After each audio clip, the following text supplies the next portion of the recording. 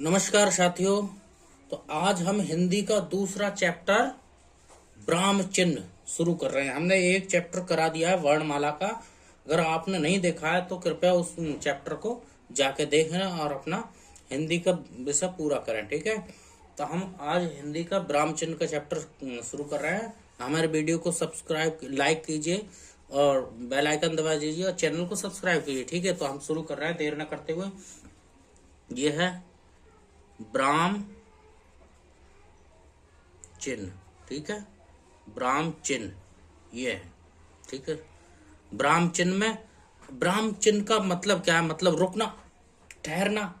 लिखते या पढ़ते समय जब हम रुकते हैं, लिखते समय जब हम रुकते हैं तो वहां पे रुकने के लिए चिन्हों का प्रयोग किया जाता है, तो उन्हें ही ब्राह्म चिन्ह कहते हैं, ठीक है। तो ब्राह्म चिन्ह का ब्राह्म चिन्ह ब्राह्म चिन्ह का शाब्दिक अर्थ। ब्राह्म चिन्ह का शाब्दिक अर्थ क्या होता है? ठहरना या रुकना, ठीक है। ठहरना या रुकना। ब्राह्म चिन्ह का ये एक्सप्लेन हो गया कि ब्राह्म चिन्ह का शाब्दिक अर्थ है ठहरना या रुकना।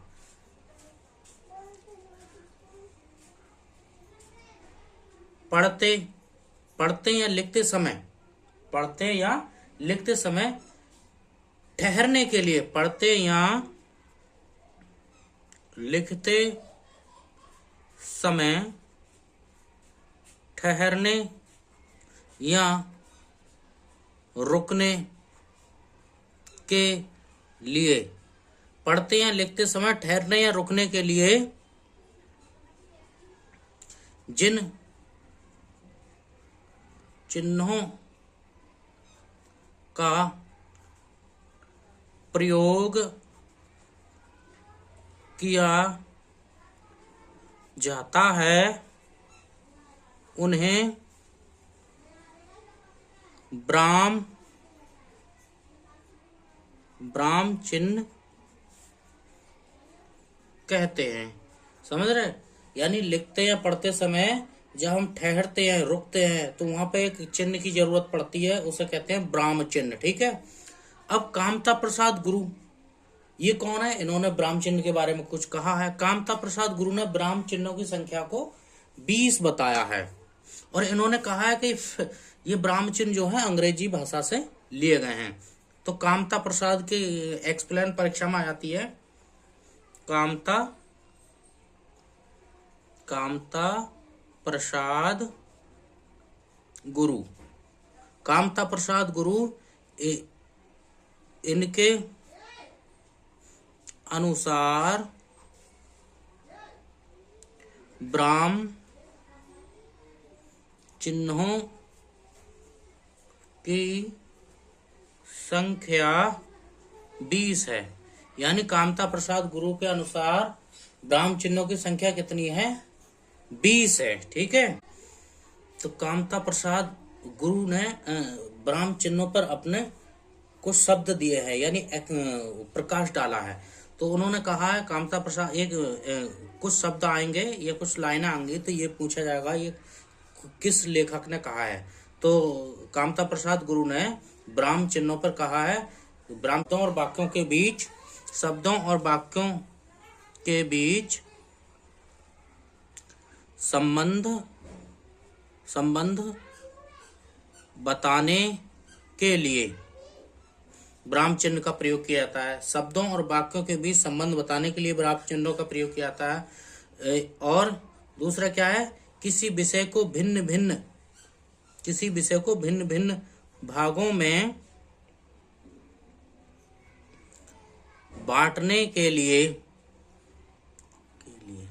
किसी विषय को भिन्न भिन्न भागों में बांटने के लिए ब्राह्म चिन्ह का प्रयोग किया जाता है। और तीसरा क्या है? पढ़ने के दौरान ठहरने के लिए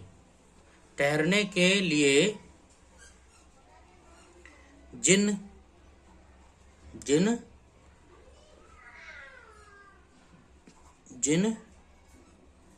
चिन्हों का प्रयोग किया जाता है उन्हें ब्राह्म चिन्ह कहते हैं। ये तीन लाइनें हैं जो कामता प्रसाद गुरु के द्वारा कही गई हैं। शब्दों और वाक्यों के बीच संबंध बताने के लिए ब्राह्म चिन्ह का प्रयोग किया जाता है। किसी विषय को भिन्न भिन्न भागों में बांटने के लिए ब्राह्म चिन्ह का प्रयोग किया जाता है। और पढ़ने के दौरान ठहरने के लिए जिन चिन्हों का प्रयोग किया जाता है उन्हें ब्राह्म चिन्ह कहते हैं। ठीक है, ब्राह्म चिन्ह। अब देख लेते हैं ब्राह्म चिन्ह कौन कौन से हैं। ठीक है, तो नंबर 1 है अल्प विराम। ये होगा अल्प विराम। अल्प विराम, ये अल्प विराम होता है कॉमा, नीचे ये कॉमा लगता है। ये तो अंग्रेजी में भी होता है और हिंदी में भी अल्प विराम। फिर है अर्ध विराम, नंबर 2 अर्ध विराम। अर्ध विराम ये बिंदी होती है और नीचे यही कॉमा होता है, ये होता है अर्ध विराम। ठीक है, अब होता है उप विराम, 3 नंबर पे उप विराम। उप विराम, ये उप विराम होता है विसर्ग, यानी जब दो बिंदी लगती हैं यानी विसर्ग को ही उप विराम कहते हैं। ठीक है, नंबर 4 पे कौन सा है? पूर्ण विराम। पूर्ण विराम, पूर्ण विराम ये होता है खड़ी पाई, खड़ा डंडा यानी खड़ी पाई। अब प्रश्नवाचक नंबर 5 पे, प्रश्नवाचक। प्रश्नवाचक चिन्ह क्या होता है? ये होता है ये नीचे बिंदी, ये प्रश्नवाचक होता है। ठीक है, 5 हो गए। नंबर 6 पे विस्मयादि बोधक। विस्मयादि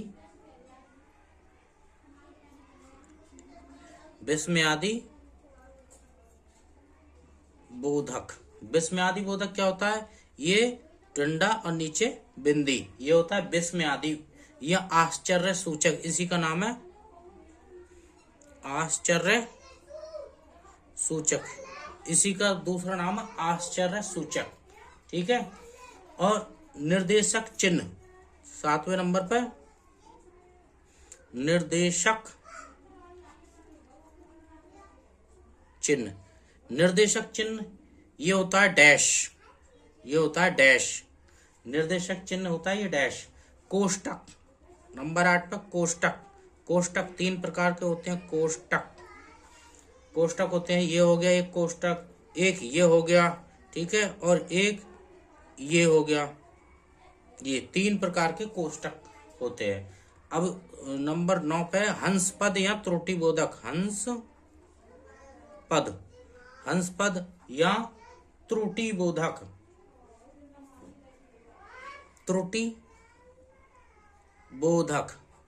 त्रुटि बोधक ये होता है ये चिन्ह, यानी ए टाइप का छोटा किसी शब्द के ऊपर लगता है। ठीक है, तो वहां त्रुटि बोधक होता है। ठीक है, अब आता है नंबर 10 पर विवरण चिन्ह। विवरण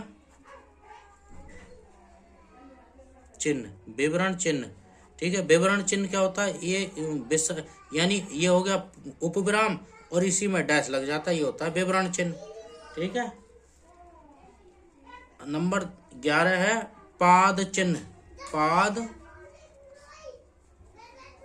पाद चिन्ह क्या होता है?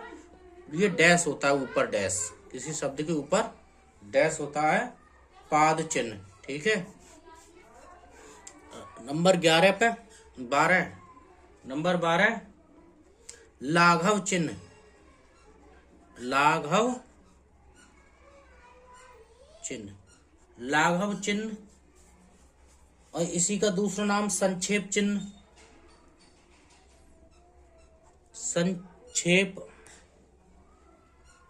संक्षेप चिन्ह ये होता है 0।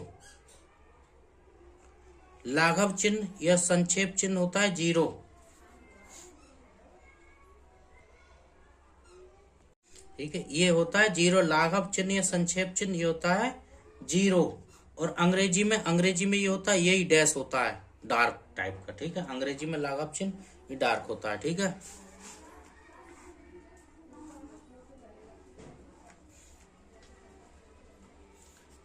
अब आता है पुनरुक्ति चिन्ह। पुनरुक्ति चिन्ह, पुनरुक्ति चिन्ह मतलब ये होता है कॉमा इन्वर्टेड कॉमा, ठीक है। ये होता है double comma inverted comma, double comma होता है ये पुनरुक्ति चिन्ह, ठीक है। अब क्या हो गया, 12 13 हो गया। 14 नंबर पर होता है क्या, उद्धरण चिन्ह। उद्धरण चिन्ह, उद्धरण चिन्ह क्या होता है, ये होता है कॉमा इन्वर्टेड कॉमा उद्धरण चिन्ह में, और ये उद्धरण चिन्ह। अब ये दो प्रकार के उद्धरण हैं, उद्धरण चिन्ह। नंबर 1 होता है प्रथम प्रकार का इन्वर्टेड कॉमा, सिंगल कॉमा जिसमें आता है सिंगल कॉमा, ठीक है। दूसरे लाइन में ये डबल कॉमा आता है, ठीक है। तो उद्धरण चिन्ह हो गए 2, ठीक है। अब आता है योजक चिन्ह। 13 14 और 15 योजक चिन्ह। योजक चिन्ह होता है ये हल्का डैश, योजक चिन्ह होता है हल्का डैश, और निर्देशक चिन्ह होता है बड़ा डैश, ठीक है। अब ये होता है लोप चिन्ह। 16 नंबर पे लोप चिन्ह, लोप चिन्ह, और इसी का दूसरा नाम है लोप चिन्ह का लोप सूचक चिन्ह या लोप सूचक। ये होता है गुणा, या होता है लोप सूचक चिन्ह या डैश डैश डैश, ठीक है, या plus plus plus plus plus, ये होता है लोप सूचक चिन्ह, ठीक है। अब आता है 17 नंबर पर विकल्प सूचक चिन्ह। विकल्प सूचक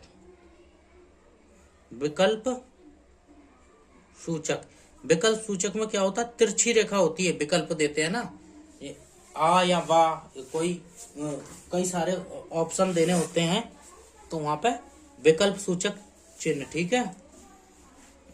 और नंबर 18 पर होता है तुल्यता सूचक चिन्ह। यह तुल्यता सूचक चिन्ह तुलना करने वाला है, यानी तुल्यता सूचक में क्या होता है भाई, तुलना करने के लिए चिन्ह होता है बराबर, तुलना करने के लिए यही तो गणित में ज्यादा प्रयोग होता है, ठीक है। तुल्यता सूचक चिन्ह।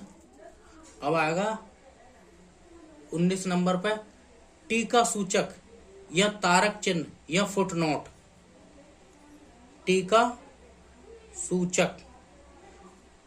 सूचक चिन्ह या तारक चिन्ह, इसी का नाम तारक चिन्ह या फुटनोट।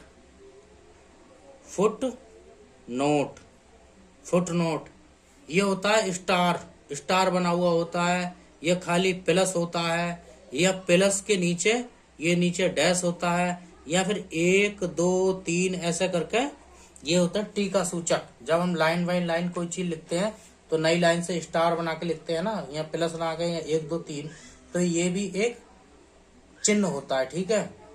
अब आता है बहुत इंपॉर्टेंट 20वें नंबर पर, ये अभी पीछे जूनियर असिस्टेंट में पूछा गया है, अभी जूनियर स्टैंड में, ये होता है समाप्ति सूचक चिन्ह। ये समाप्ति सूचक चिन्ह अभी 2025 में अभी जो जूनियर स्टैंड का पेपर हुआ है उसमें पूछा गया, लेकिन ये समाप्ति सूचक नाम से नहीं था, ये था इतिश्री नाम से। इतिश्री चिन्ह बताइए, तो इतिश्री यानी समाप्ति को, ये अंग्रेजी संस्कृत में इतिश्री बोलते हैं।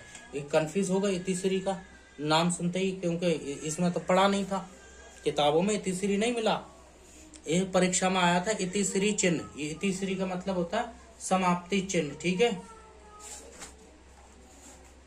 अब आता है दीर्घ उच्चारण चिन्ह। दीर्घ उच्चारण चिन्ह। अब दीर्घ उच्चारण, ये संस्कृत का प्लुत सुर जो बताया था हमने, एस जो बनता है, यही दीर्घ उच्चारण चिन्ह होता है। जो स्वर होता है ना संस्कृत का तीसरा स्वर, तो इसे ही दीर्घ उच्चारण चिन्ह बोला जाता है, ठीक है। अब होता है पाद बिंदु। नंबर नेक्स्ट है पाद बिंदु। ये होता है भाग का चिन्ह, ये होता है पाद बिंदु। ठीक है, तो ये विराम चिन्ह हो गए। अब हमें इनके बारे में विस्तार से पढ़ना है।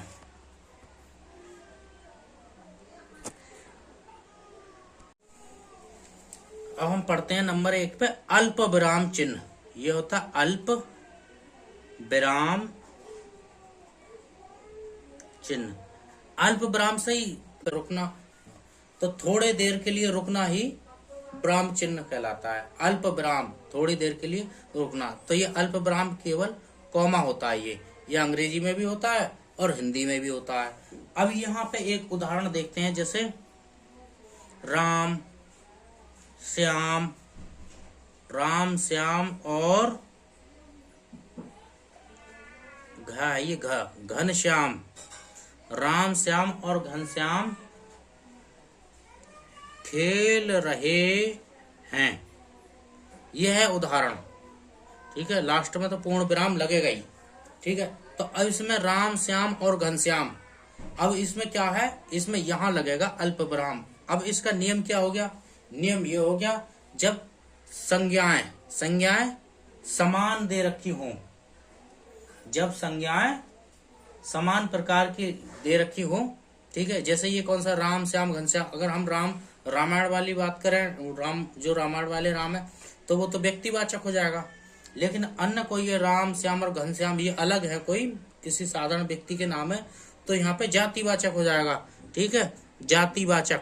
तो इसलिए ये एक ही प्रकार की संज्ञाएं दे रखी हों, जब एक ही प्रकार की संज्ञाएं दे रखी हों और उनके बीच में और आए, उनके बीच में और आए या आने की संभावना हो, वहां पर अल्प विराम चिन्ह का प्रयोग किया था। देखो, राम और श्याम और घनश्याम खेल रहे हैं, यहाँ पर और आने की संभावना। ठीक है, तो ये हो गया। ऐसे ही एक उदाहरण और देख लेते हैं, जैसे राजू कोमा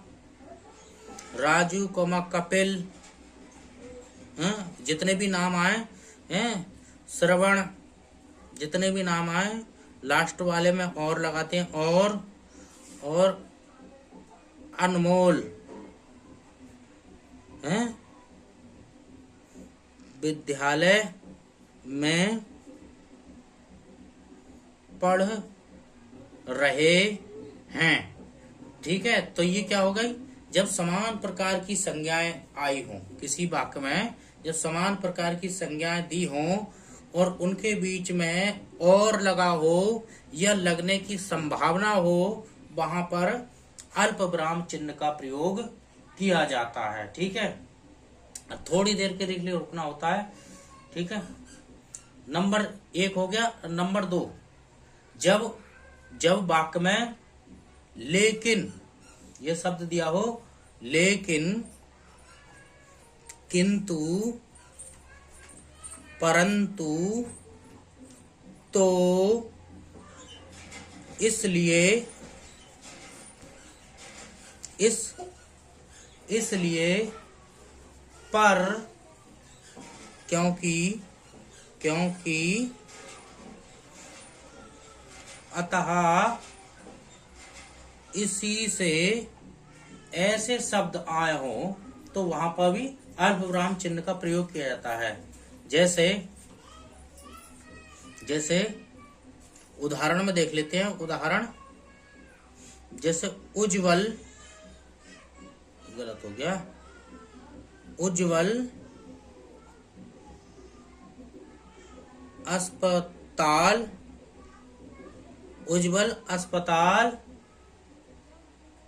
पहुंचा, परंतु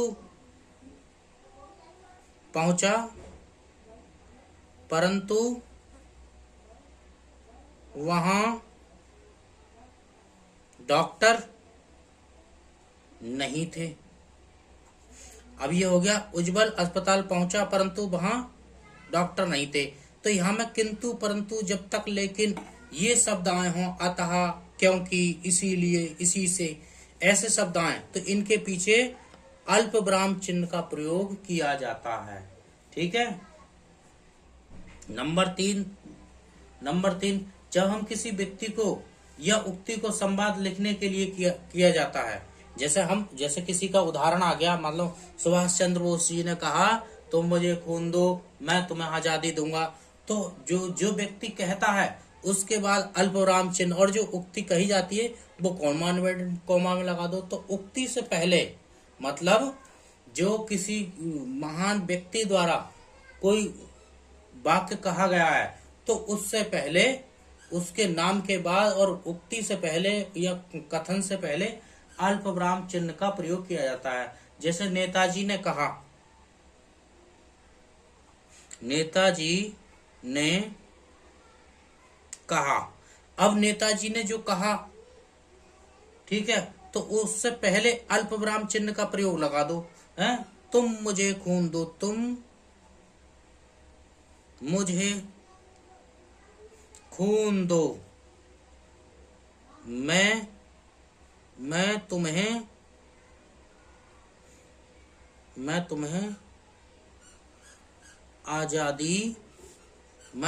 आजादी दूंगा, ठीक है। पूर्ण विराम लास्ट में लगेगा ही, ठीक है। लेकिन अब जो उक्ति कही है वही नेताजी ने कहा, किसी महान व्यक्ति ने कहा, और जो कहा उससे पहले अल्पविराम चिन्ह का प्रयोग कर दो। बाकी जो उक्ति कही जाती है, कोई उक्ति तो वो क्या नाम है उसके कॉमा इन्वर्ट कॉमा में लगती है, ठीक है। अगला नियम क्या है अल्पविराम का? जब जैसे उदाहरण लिखते हम, सुनो सुनो सुनो सुनो सुनो नेताजी आ रहे हैं, ठीक है। तो ऐसे जब वाक्य प्रयोग, जब मतलब क्या है इसका मतलब होगा जब शब्दों की पुनरावृत्ति हो, जहां शब्दों की पुनरावृत्ति हो वहां अल्पविराम चिन्ह का प्रयोग किया जाता है। तो सुनो सुनो नेताजी आ रहे हैं, तो शब्दों की पुनरावृत्ति हो वहां पे अल्पविराम। देखो देखो बारिश हो रही है, ठीक है। चलो चलो ट्रेन आ रही है, जैसे देखो देखो देखो बारिश हो रही है, ठीक है। देखो देखो बारिश हो रही है, तो ये शब्दों की पुनरावृत्ति हो तो वहां पर भी अल्पविराम चिन्ह का प्रयोग किया जाता है, ठीक है। और जब किसी व्यक्ति को संबोधित किया जाता है तो संबोधन के बाद में, संबोधन जो व्यक्ति की, जिस व्यक्ति को संबोधन किया जाता है, जैसे अब है कल तुम क्या कर रहे हो, जैसे अब है कल तुम क्या कर रहे हो, अब है तुम कल क्या कर रहे हो, प्रश्न पूछा जा रहा है भाई, तो प्रश्नवाचक चिन्ह तो आएगा। अब ये क्या है, किसी व्यक्ति से पूछा जाता है, अब है कल तुम क्या कर रहे हो, या किसी व्यक्ति से संबोधित किया जाता है किसी व्यक्ति को, है हे महाराज अब आप कथा कहिए, जैसे हे महाराज अब आप कथा कहिए, ठीक है। तो जब संबोधन किसी व्यक्ति को किया जा सकता है, जैसे हे महाराज, तो महाराज को संबोधन किया जा रहा है, ठीक है। नेक्स्ट नियम है, जब वाक्य में यह वह अब तब या तो ये वाक्य में लुप्त हो, ये चिन्ह वाक्य में लुप्त हो, तो वहां लुप्त की जगह पे अल्पविराम चिन्ह का प्रयोग किया जाता है। जैसे गुरुदेव जो कह रहे हैं, गुरुदेव जो कह रहे हैं वह कान लगाकर सुनो, ठीक है। तो ये वाक्य में ये वह है, गुरुदेव जो कह रहे हैं कान लगाकर सुनो। अगर वह को हम यहाँ पे लोप कर दें, खत्म कर दें, तो यहाँ पे अल्पविराम चिन्ह का प्रयोग किया जाएगा, ठीक है। तो यह वह अब तब या तो, ये शब्द वाक्य में लोप हो इन शब्दों का, तो वहां पर ठीक है। और अगला नियम है, यदि वाक्य में शुरू में ये हाँ हो, नहीं से शुरू हो वाक्य, या बस से शुरू हो, या सचमुच सचमुच सचमुच, या अतः या वस्तुतः या अच्छा, अगर इन शब्दों से वाक्य का शुरू हो रहा है तो इन शब्दों के बाद अल्प विराम चिन्ह का प्रयोग किया जाएगा। जैसे सचमुच तुम उसे जानते हो, सचमुच तुम उसे जानते हो, प्रश्न पूछा जा रहा है तो प्रश्नवाचक चिन्ह लग जाए। अब इसमें क्या, सचमुच तुम उसे जानते हो, तो यहां से सचमुच आ गया, इसके बाद तुरंत अल्प विराम चिन्ह प्रयोग जाएगा। जैसे हाँ मैं विद्यार्थी हूं, जैसे अब हाँ इसमें दे रखा है यहाँ, हाँ मैं विद्यार्थी हूं, ठीक है। तो यह है हाँ के बाद, अगर हाँ नहीं बस सचमुच अतः वस्तुतः अच्छा, इसलिए किंतु परंतु जब तक लेकिन, उनसे पहले भी अल्पविराम चिन्ह का प्रयोग किया है। लेकिन हाँ नहीं बस सचमुच अतः वस्तुतः अच्छा, इनके बाद अगर वाक्य की शुरुआत इन शब्दों से होती है तो इनके बाद अल्पविराम चिन्ह का प्रयोग किया जाएगा। ठीक है, ठीक है। अब नेक्स्ट क्लास हम लाते हैं। अच्छा, एक और, अगर किसी की डिग्री के बारे में दे रखा हो, किसी की डिग्री पद वगैरह है, जैसे MA तो इनके बीच में MA है, जैसे BA तो BA तो B और A, ऐसे किसी की डिग्री की दे रखी हो तो तब भी अल्पविराम चिन्ह का प्रयोग किया जाता है। ठीक है, तो अगली नेक्स्ट क्लास में और कवर करेंगे। ठीक है, तो हमारे चैनल को सब्सक्राइब करो, लाइक करो और शेयर कर दो।